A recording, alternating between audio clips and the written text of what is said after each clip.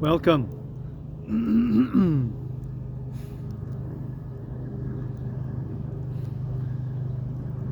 The Strange Case of Dr. Jekyll and Mr. Hyde. Chapter 1, Story of the Door.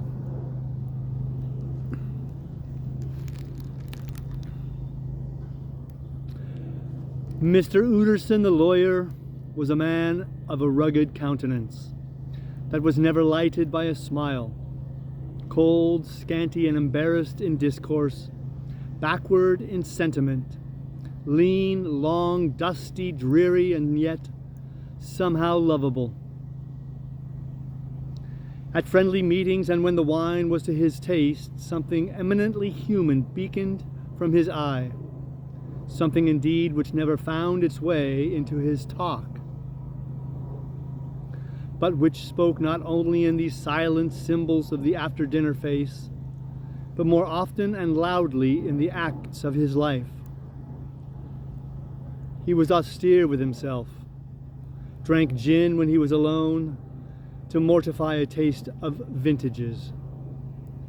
And though he enjoyed the theater, had not crossed the doors of one for 20 years.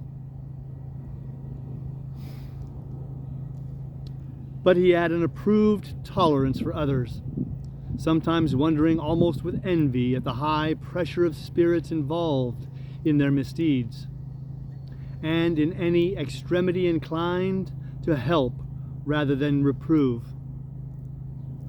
"I incline to Cain's heresy," he used to say quaintly. "I'd let my brother go to the devil in his own way." In this character, it was frequently his fortune to be the last reputable acquaintance and the last good influence in the lives of down-going men. And to such as these, so long as they came about his chambers, he never marked a shade of change in his demeanor. No doubt the fear was easy to Mr. Utterson, for he was undemonstrative at the best, and even his friendships seemed to be founded in a similar catholicity of good nature. It is the mark of a modest man to accept his friendly circle ready-made from the hands of opportunity. And that was the lawyer's way.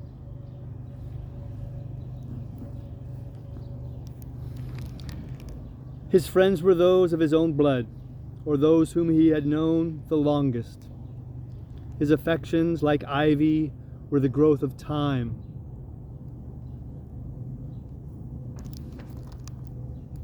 They implied no aptness in the object. Hence, no doubt, the bond that united him to Mr. Richard Enfield, his distant kinsman, the well-known man about town. It was a nut to crack for many, what these two could see in each other, or what subject they could find in common. It was reported by those who encountered them in their Sunday walks that they said nothing, looked singularly dull, and would hail with obvious relief the appearance of a friend. For all that, the two men put the greatest store by these excursions, counted them the chief jewel of each week, and not only set aside occasions of pleasure, but even resisted the calls of business, that they might enjoy them uninterrupted. It chanced on one of these rambles that their way led them down a by-street in a busy quarter of London. The street was small and what it called quiet, but it drove a thriving trade on the weekdays. The inhabitants were all doing well, it seemed, and all emulously hoping to do better still, and laying out the surplus of their grains in coterie, so that the shop fronts stood along that thoroughfare with an air of invitation, like rows of smiling saleswomen. Even on Sunday, when it veiled its more florid charms and lay comparatively empty of passage, the street shone out in contrast to its dingy neighborhood, like a fire in a forest. With its freshly painted shutters, well-polished brasses, and general cleanliness and gaiety of note, instantly caught and pleased the eye of the passenger. 2 doors from one corner on the left hand going east, the line was broken by the entry of a court. And just at that point, a certain sinister block of building thrust forward its gable on the street. It was 2 stories high, showed no window, nothing but a door on the lower story and a blind forehead of discolored wall on the upper, and bore in every feature the marks of prolonged and sordid negligence. The door, which was equipped with neither bell nor knocker, was blistered and distained. Tramps slouched into the recess and struck matches on the panels. Children kept shop upon the steps. The schoolboy had tried his knife on the moldings, and for close on a generation, no one had appeared to drive away these random visitors or to repair their ravages. Mr. Enfield and the lawyer were on the other side of the by-street, but when they came abreast of the entry, the former lifted up his cane and pointed. "Did you ever remark that door?" he asked. And when his companion had replied in the affirmative, "It is connected in my mind," added he, "with a very odd story." "Indeed," said Mr. Utterson with a slight change of voice. "And what was that?" "Well, it was this way," returned Mr. Enfield.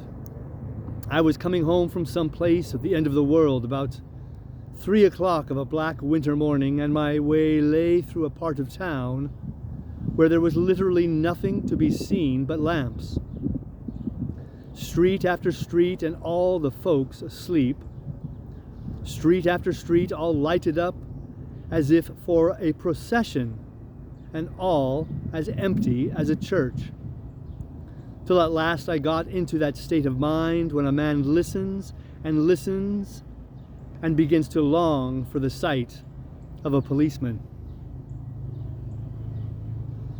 All at once I saw 2 figures.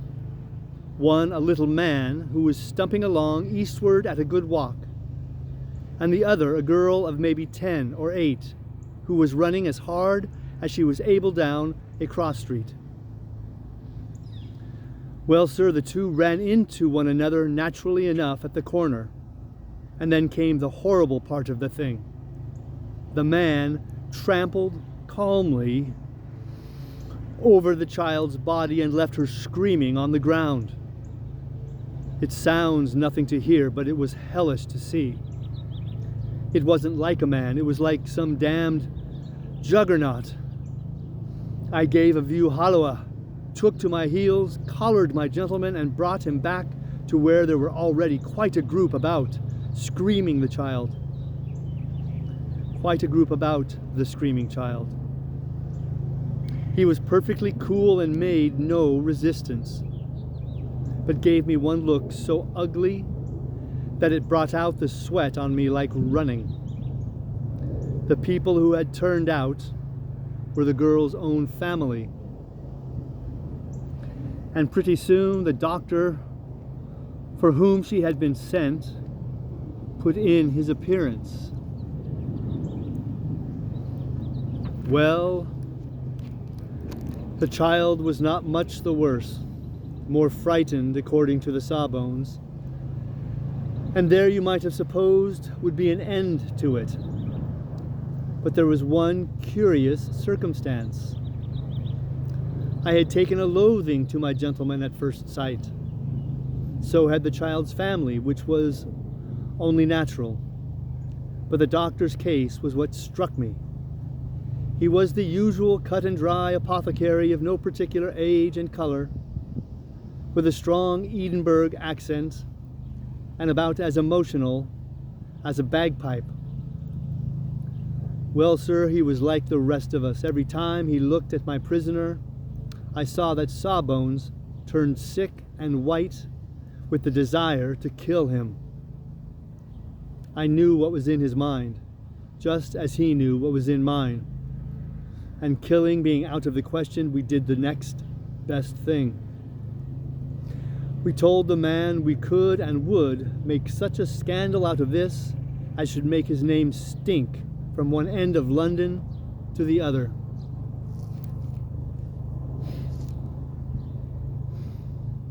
If he had any friends or any credit, we undertook that he should lose them.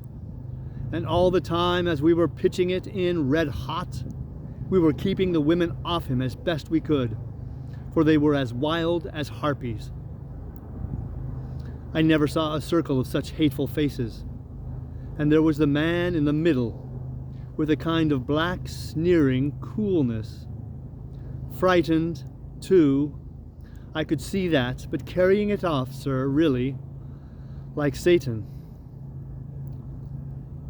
If you choose to make capital out of this accident, said he, I am naturally helpless. No gentleman but wishes to avoid a scene, said he. Name your figure. Well, we screwed him up to £100 for the child's family. He would have clearly liked to stick out, but there was something about the lot of us that meant mischief. And at last he struck. The next thing was to get the money. And where do you think he carried us but to that place with the door?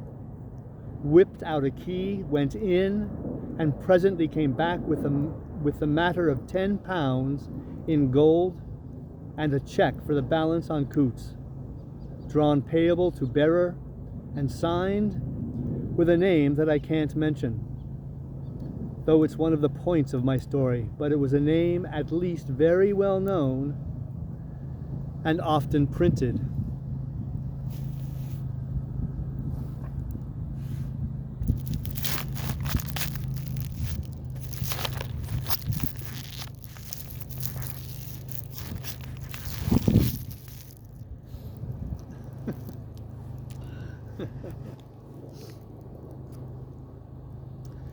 The figure was stiff, but the signature was good for more than that, if it was only genuine.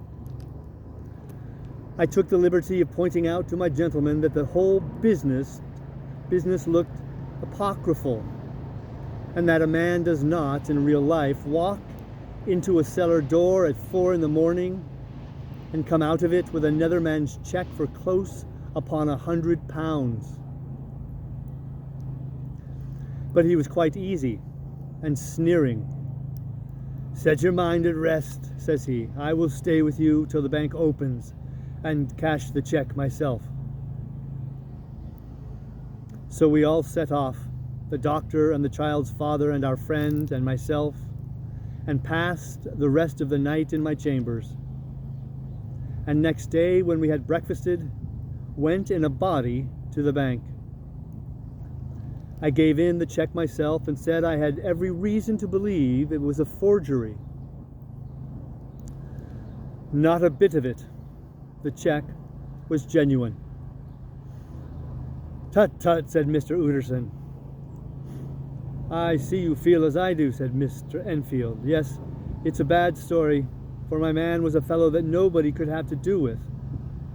A really damnable man. And the person that drew the check is the very pink of the proprieties, celebrated too, and what makes it worse, one of your fellows who do what they call good. Blackmail, I suppose. An honest man paying through the nose for some of the capers of his youth. Blackmail House is what I call that place with the door, in consequence. Though even that, you know, is far from explaining all, he added, and with the words fell into a vein of musing. From this he was recalled by Mr. Utterson, asking rather suddenly And you don't know if the drawer of the check lives there? A likely place, isn't it? Returned Mr. Enfield. But I happened to have noticed his address. He lives in some square or other. And you never asked about the place with the door, said Mr. Utterson.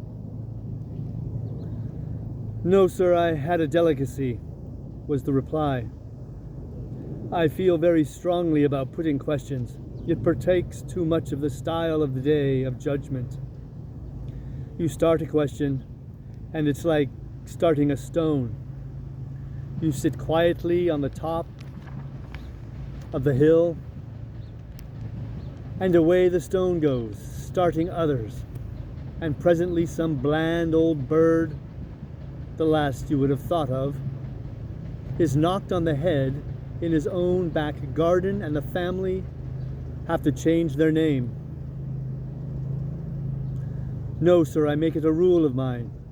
The more it looks like Queer Street, the less I ask. A very good rule, too, said the lawyer. But I have studied the place for myself, continued Mr. Enfield. It seems scarcely a house. There is no other door, and nobody goes in or out of that one but once in a great while. The gentleman of my adventure. There are 3 windows looking out on the court on the first floor, none below. The windows are always shut, but they're clean. And then there is a chimney which is generally smoking, so somebody must live there. Yet it's not so sure, for the buildings are so packed together about that court that it's hard to say where one ends and another begins.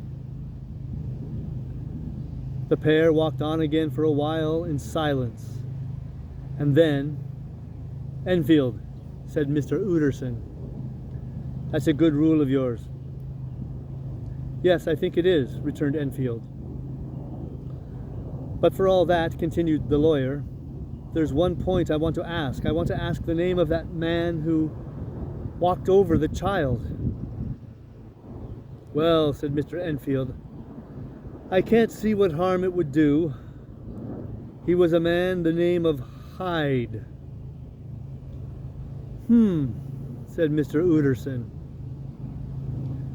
What sort of a man is he to see? He is not too easy to describe. There is something wrong with his appearance, something displeasing, something downright detestable. I never saw a man I so disliked, and yet I scarce know why. He must be deformed somewhere. He gives a strong feeling of deformity, although I couldn't specify the point. He is an extraordinary looking man, and yet I really can name nothing out of the way. No, sir, I can make no hand of it. I can't describe him. And it's not want of memory, for I declare I can see him this moment. Mr. Utterson again walked some way in silence and obviously under a weight of consideration. You are sure he used a key? He inquired at last. My dear sir, began Enfield, surprised out of himself. Yes, I know, said Utterson. I know it must seem strange. The fact is, if I do not ask you the name of the other party, it is because I know it already. You see, Richard, your tale has gone home. If you have been exact in any point, you had better correct it. I think you might have warned me, returned the other with a touch of sullenness. But I have been pedantically exact, as you call it. The fellow had a key, and what's more, he has it still. I saw him use it not a week ago. Mr. Utterson sighed deeply, but said never a word. And the young man presently resumed. Here is another lesson to say nothing, said he. I am ashamed of my long tongue. Let us make a bargain never to refer to this again. With all my heart, said the lawyer. I shake hands on that, Richard.